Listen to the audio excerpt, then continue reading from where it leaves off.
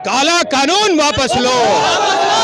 वक्फ act कानून को वापस लो का नारा मधुबनी हवाई अड्डा से जिस तरह से लाखों की संख्या में जनता दे रही है, यहाँ पे देख रहे हैं कितना ज्यादा जो समर्थक है। हम बात करेंगे और जानेंगे कि किस तरह से यहाँ पे प्रदर्शन हो रही है। जैसे आप कांग्रेस के लीडर हैं और जिस तरह से यहाँ पे हवाई अड्डा में पहुंचे हुए हैं हजारों समर्थक के साथ, वक्फ एक्ट कानून के विरोध में आज प्रदर्शन जारी है। क्या मांग है सरकार से आपकी? सरकार से मांग ये है कि ये कानून में जो अमेंडमेंट लाया है पूरी तरह से बेमायने है, इसको बिल्कुल निरस्त करें। इसमें एक पॉइंट भी उसका हम लोग एक्सेप्ट करने को तैयार नहीं है। ये सरकार का नारा है सबका साथ और सबका विकास, लेकिन काम ये करती है अपने मित्रों का साथ और पूरे देश का विनाश। इस पर सरकार आगे बढ़ रही है। हमारा कहना है कि आपने जेपीसी क्यों गठन किया था, जब जेपीसी को मानना ही नहीं था। उनके सारे जो जेपीसी के मेंबरान थे, जितने पूरे स्टेट में घूम करके जो उनकी रिपोर्ट तैयार हुई, जो कंपाइल की गई, उस रिपोर्ट को तो आपने पढ़ा ही नहीं और बिना उसको पढ़े हुए इतनी जल्दी में थे आप कानून पास कर दिए। कहीं ना कहीं आपकी मंशा ठीक नहीं है, जिस कारण से आपने इस कानून को पास किया है। अगर आपको कानून पास करना था तो आप इस तरह से पास करते, सबसे बात सुन लेते और बात सुनने के बाद जो लोगों का, जो स्टॉक होल्डर्स थे, जिनको परेशानी है या फायदा है, उनकी बात को सुनने के बाद फिर डिस्कशन करते, फिर पास करते।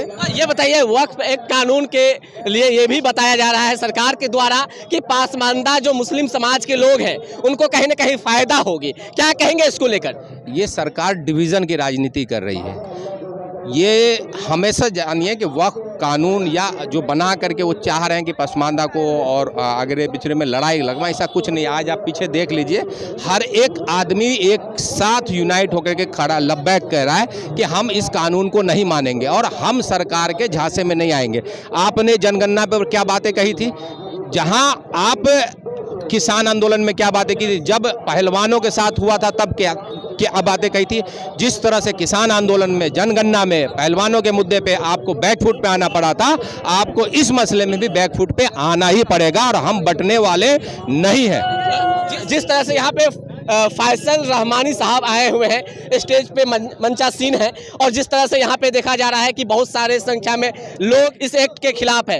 कितने लोग होंगे इस कड़ी धूप में आए हवाई अड्डा में? हर एक सेकुलर आदमी हम लोगों के साथ खड़ा है। इसमें सिर्फ मुस्लिम ही नहीं है, आप मंच पे देख लें, हर डिस्ट्रिक्ट कांग्रेस के अध्यक्ष जो इंडिया गठबंधन के हैं और बाकी सारे हिंदू भाइयों का हम लोगों को सपोर्ट है और उन लोगों के साथ मिलकर हम लोग एक छोटा सा एजिटेशन कर रहे हैं। जो देखें लाखों की भीड़ है और एक आह्वान पे, फैसल साहब के आह्वान पे सारे लोग इकट्ठा होकर के यहाँ एकत्रित हुए हैं और इस वक्फ कानून का पुरजोर विरोध कर रहे हैं। वक्फ एक्ट कानून का विरोध क्या आज ही 3 मई तक होगी या फिर इसका विरोध लगातार जारी रहेगा? ये आगाज है, अंजाम का इंतजार कीजिए और अंजाम ये होगा कि सरकार बैकफुट पे आएगी और इस कानून को निरस्त करेगी। कितना भरोसा है कि कानून को वापस लेगी सरकार, चाहे बिहार सरकार की बात करें या केंद्र सरकार की? हमें बाबा साहब के संविधान पे पूरा भरोसा है, उसी संविधान के तहत ये कानून रद्द होगा।